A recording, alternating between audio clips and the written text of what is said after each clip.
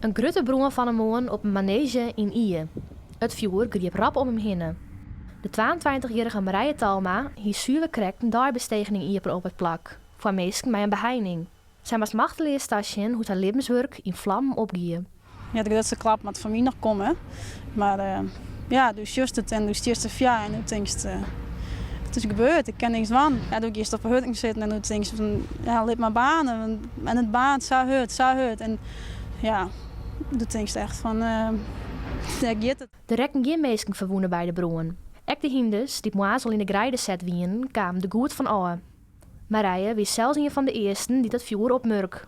Want ze willen ontbouwen en ik denk, ja, gaan ze samen maar ik bied bouwen en ik denk, nou, ze hadden wat dom hinnen en ja, wij denken, nee, dit komt net van bouwen, dit is wat oors. En toen zette ik de sprint in en toen kwamen ze op boeten, de mast uit, want het is branden.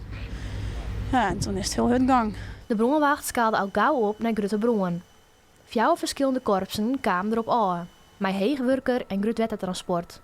De bronnenwacht spreekt van geluk dat het vuur net verder om hem heen gegriept had. Mede door die gunstige windrichting en door de inzet van de brandwacht hebben we voorkomen kunnen dat de brand oorslijn is naar de Twarreloods en ook het Wenhuis. Dus dat is mooi mijn naam.